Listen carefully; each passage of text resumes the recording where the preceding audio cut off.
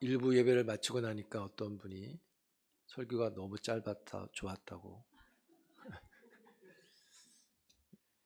그래서 좋은 날도 있어야죠. 네. 왜 짧게 했냐면 특세 우리 고난주간 한 주간 했잖아요. 특세 설교를 최대한 어쨌든 짧게 하고 기도할 수 있는 시간을 드리려고 이제 노력을 했어요. 그래서 이제 부활 설교도 장황하게 준비를 했었는데 줄이자. 그래서 우리가 십자가의 성품에 관해서 함께 한 주간 생각했었는데 그 맥락에서 생각을 해야 되겠다. 그래서 많이 줄인 겁니다. 좋으시면 웃어주시기 바랍니다. 1부는 성가대가 없어서 좀 더 빨리 끝났는데 2부는 비슷하게 끝날 것 같아요. 그러나 중요한 말씀, 여러분이 다 아는 말씀이기 때문에 같이 간증으로 또 나눔으로 본다고 보시면 좋을 것 같아요. 이스라엘 예루살렘에 큰 사건이 있었죠. 나사렛 예수가 십자가에서 고난받고 죽은 겁니다. 십자가에서 죽으시고 무덤의 장사가 되셨어요. 장사가 되고 3일이 지난 후 성경은 안식 후 첫날 새벽이라고 말합니다. 그러니까 우리식으로 말하면 오늘 주일 새벽인 겁니다. 예수님을 따르던 여인들이 무덤을 찾아갔어요. 무덤으로 간 이유가 뭐냐? 1절에 보시면 시신의 향품을 채우고 바르기 위해서 찾아갔어요. 아마 장사 지낼 때 못한 거죠. 무덤에 가서 보니까 무덤을 막았던 돌이 있었는데 그 돌이 굴려져 옆으로 치워져 있고 문이 열려 있는 거예요. 하는 마음에 들어가서 보니 시신이 없습니다. 누가복음 23장 55절에 보시면 갈릴리에서 예수와 함께 온 여자들이 뒤를 따라 그 무덤과 그의 시체를 어떻게 두었는지를 뭐했다? 보았다. 그러니까 이 여인들은 3일 전에 장사 지낼 때 저 동굴에 장사를 지낸 것과 돌로 막은 것과 시신이 거기 안치된 것을 다 봤어요. 확인까지 했어요. 그리고 3일 뒤에 찾아간 거예요. 그런데 보고 3일이 지나고 갔는데 돌이 굴려져 있고 들어가 봤더니 시신이 없고 큰일이 일어난 거죠. 근데 마침 그 안에 보니까 시신을 찾는 중에 동굴 안에 두 사람이 찬란한 옷을 입고 서 있어요. 그리고 그들이 말을 합니다. 5절에 이렇게 말해요. 어찌하여 살아있는 자를 죽은 자 가운데서 찾느냐. 본문에 나오는 찬란한 옷을 입은 이 두 사람을 마태는 28장에 마태복음 28장에 뭐라고 기록해놨냐면 이 두 사람을 하늘에서 내려온 두 천사라고 말합니다. 그리고 이 두 천사가 돌을 옮겼다 이렇게 말해요. 사람이 옮긴 게 아니에요. 주의 천사가 내려와서 옮겨놓은 거예요. 그리고 누가는 이 흰옷 입은 두 사람을 어디서 언급하냐면 예수님이 승천하실 때 사도행전 1장 10절에 보면 흰옷 입은 두 사람이 함께 한다고 기록합니다. 누가는 부활의 이야기를 하는 데 있어서 예수가 살아났다는 것으로 멈추지 않고 그 부활하신 예수님이 하나님의 우편으로 승천하신 분이라는 사실을 이 흰옷 입은 두 사람의 기록을 통해서 부활과 승천을 연결시켜 줍니다. 무슨 말이냐면 부활하신 분이 예수님인데 살아나신 것으로 끝난 게 아니라 그분이 하늘로 올라가셨다는 거고요. 그 이야기는 결국 무엇을 의미하냐면 그분은 다시 이 땅에 오실 분임을 이야기하는 것입니다. 그래서 여러분, 부활은 살아난 것으로 끝나는 게 아니라 다시 우리에게는 재림으로 나타난다는 것을 이야기하는 거예요. 그래서 부활신앙은 재림신앙이라고도 할 수 있습니다. 여러분, 부활은 끝이 아니라 살아나면 다 된 게 아니라 재림과 연결되어 있는 구원입니다. 그래서 우리는 부활만 기다리는 신앙이 아니라 더욱 재림을 소망하는 신앙으로 살아가는 겁니다. 이게 부활을 사는 거예요. 여러분도 부활을 살아가는 하나님의 종들이 되기를 축복합니다. 여러분 6절에 보시면 그렇게 기록했죠. 살아나셨느니라. 한번 따라합니다. 살아나셨느니라. 이 단어가 문법적으로 원문에는 뭐라고 되어 있냐면 수동태 분사라고 하는 시제를 씁니다. 그러니까 상태가 그렇다는 거예요. 이게 뭘 뜻하느냐? 수동태 분사라는 의미는, 그러니까 수동태라는 것은 자기 스스로 하는 게 아니라 어떤 거에 의해서 나타난 것을 가리키는 거죠. 우리가 그런 말 하죠.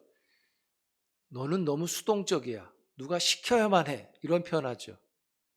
그러니까 수동이라는 의미는 내가 한 게 아니라 누군가 나에게 하도록 한 거예요. 그런 의미로 쓰였어요. 살아나셨느니라는 뜻이. 그래서 이 말이 해주고 싶은 건 뭐냐?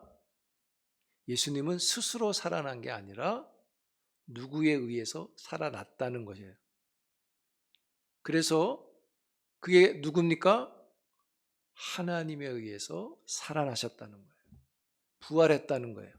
그런데 거기다 분사를 붙여놨어요. 분사는 현재 그렇다는 거예요. 그래서 그가 죽음에서 하나님에 의해서 살아나셨는데 지금 그래서 살아 계시다 이 뜻입니다. 아멘. 지금 살아 계신 거예요. 그 상태로 있다는 거예요. 그게 살아나셨느니라. 1시간 전에 살아났다는 뜻이 아니에요. 지금 살아있다는 걸 더 강조하는 거예요. 여러분, 하나님이 십자가의 죽음에 관여하셨듯이 부활에도 관여를 하신 겁니다. 여기 5절에 보면 그렇게 말했어요. 그 두 천사가 어찌하여 산 자를 죽은 자 가운데서 찾느냐 그랬어요. 이게 무슨 말이에요? 왜 엉뚱한 짓을 하냐? 여기 무덤이라는 곳은 죽은 자가 있는 곳인데 예수는 산 자다. 어떻게 살아있는 사람을 무덤에서 찾느냐? 다른 데 가서 찾아라 이런 말과 같은 거예요. 죽은 예수를 찾지 말고 살아있는 예수를 찾으란 말이에요. 왜 그래요? 그분이 살아나셨기 때문인 거죠. 3일 전에 죽으셨을 때는 죽은 예수였는데 3일 지나고 지금 살아나셨기 때문에 죽은 자를 찾지 말고 산 자를 찾으라는 거예요. 그러면서 예수를 찾아야 되잖아요. 그럼 살아나신 분을 찾아야 되잖아요. 찾는 데 있어서 힌트를 주셨어요. 이 두 천사가. 6절에 보시면 그렇게 말합니다. 본문 6절에 예수님이 살아계실 때 주신 말씀을 뭐하라? 기억하라 그랬어요. 기억. 아니 어디 예를 들어서 저기 1km 뒤에 가봐. 거기 계셔. 이렇게 알려줘야 되는데 주님이 살아계실 때 주신 말씀을 뭐하라? 기억하라는 거예요. 그럼 기억할 말씀이 뭐예요? 주님이 살아계실 때 주신 말씀이 뭐예요? 7절입니다. 같이 읽겠습니다. 시작. 이르시기를 인자가 죄인의 손에 넘겨져 십자가에 못 박히고 제3일에 다시 살아나야 하리라. 기억할 말씀이 이거예요.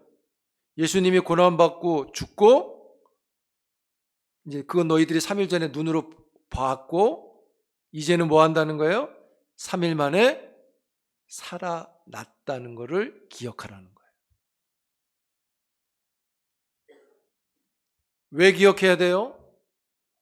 죽은 거는 아는데 살아난 걸 왜 기억해야 돼요? 그렇게 하신 말씀을 왜 기억해야 돼요? 기억해야 될 이유가 뭐냐면 3일 만에 그가 살아나셨기 때문인 거예요. 그래서 이 말을 좀 더 다른 말로 표현하면 이거예요. 3일 만에 부활이 일어났으니 기억하라는 말은 믿으라는 말이에요. 그가 살아났다, 믿으라.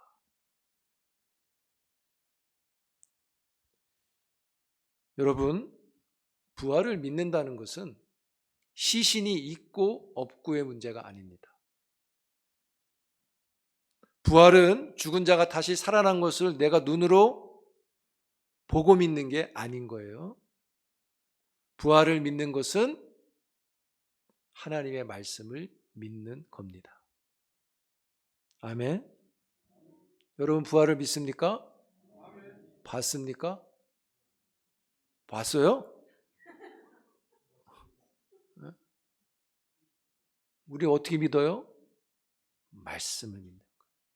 이게 그런 말이에요. 그래서 보지 않고 믿는 믿음이 참된 믿음이라고 하는 거예요. 물론 보고 믿는 것도 좋겠죠. 근데 더 좋은 건 성경은 분명히 안 보고도 믿는 게 더 좋다 그래요. 안 보고 믿는다는 게 뭐예요? 말씀을 믿는 거예요. 우리도 그런 거예요. 보고 믿는 게 아니라 하나님을 믿고 기록된 말씀을 믿어서 부활을 믿는 거예요. 그리고 믿는 대로 되는 거예요. 여러분 부활을 믿기를 축복합니다. 안 믿는 사람들이 있어요. 여러분 우리가 믿는 부활의 우리가 믿는 부활의 근거, 그 말씀이 있어야 되잖아요. 고린도전서 15장 3절과 4절에서 이렇게 말해요. 함께 읽겠습니다. 시작. 내가 받는 것을 먼저 너희에게 전하였노니 이는 성경대로 그리스도께서 우리 죄를 위하여 죽으시고 장사 지낸 바 되셨다가 성경대로 사흘 만에 다시 살아나사. 이 읽은 말씀을 압축해서 한마디로 하면 뭐예요? 누가복음 24장 6절에 나온 대로 그가 살아나셨느니라 그거예요. 근데 어떻게 살아나셨어요? 성경대로, 하나님이 하신 말씀대로. 부활도 순종이에요. 말씀에 순종해서 살아나는 거예요. 우리가 믿는 부활의 말씀이 또 있어요. 이건 우리한테 더 중요한 말씀인 것 같은데, 우리 개인적으로 보면 우리 성도한테 더 이게 분명한 말씀인데, 고린도전서 15장 20절 21절 같이 읽겠습니다. 시작. 그러나 이제 그리스도께서 죽은 자 가운데서 다시 살아나사 잠자는 자들의 첫 열매가 되셨도다. 사망이 한 사람으로 말미암았으니 한 사람으로 말미암는도다. 아멘. 이게 우리에게 참 중요해요. 왜요? 뭐라 그래요? 예수님이 부활의 첫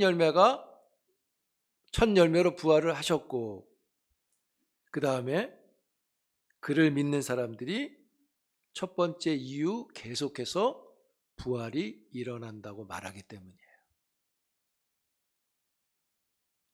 고린도전서 15장 23절은 계속해서 이렇게 말합니다. 같이 읽습니다. 시작. 그러나 각각 자기 차례대로 되리니 먼저는 첫 열매인 그리스도요, 다음에는 그가 강림하실 때에 그리스도에게 속한 자요. 아멘. 첫 번째 부활의 열매는 그리스도, 예수라고 말하고, 그 다음에는 그 그리스도에게 속한 사람들이 차례대로 일어난다고 말합니다. 우리가 그런 순서를 갖고 있는 거죠. 그러면 말씀드린 대로 우리가 그렇게 차례대로 부활하면 끝이냐, 살아나면 다 된 거냐? 그렇지 않아요. 23절 이후의 말씀을 쭉 보면 이렇게 돼 있어요. 부활 이후에는 모든 정사와 권세를 부활하신 주님이 통일을 해가지고 왕노릇하고 그 왕노릇하는 나라를 하나님께 바치는 날이 온다고 말해요. 그날이 우리가 하나님 나라에서 보는 거죠. 하나님께 속하게 되는 거죠. 영원하게. 그래서 여러분 부활이라는 것은 그냥 사는 게 다가 아니라 하나님 나라를 완성하는 데까지 있는 거예요. 그 나라에서 우리 모두가 사는 거예요. 그래서 부활은 영혼이 사는 것을 말하는 게 아니라 영혼과 육체가 함께 사는 거예요. 우리가 육체를 입고 그 하나님 나라에 받쳐지는 거예요. 여러분, 그래서 부활은 살아나는 것에 멈추지 않고 하나님의 마지막에 그 큰 영광이 되어지는 부활인 겁니다. 우리가 그 영광에 참여하게 되는 것입니다. 여러분, 하나님 나라에 영광이 없다면 그 별 의미 없어요. 그냥 영원히 사는 거, 그게 다 좋은 게 아니에요. 어떻게 영원히 사냐는 거죠. 네? 영광이 충만해서 영원히 사는 거예요. 그 일에 참여자가 되기 위해 우리가 살아나는 거예요. 사랑하는 성도 여러분, 우리가 예수를 믿어 부활이 있어요. 아멘.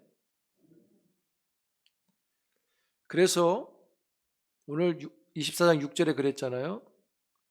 그가 여기 계시지 않고 살아나셨느니라 그랬잖아요. 우리가 부활이 있음으로 인해서 이젠 우리가 살아나느니라가 되는 거예요.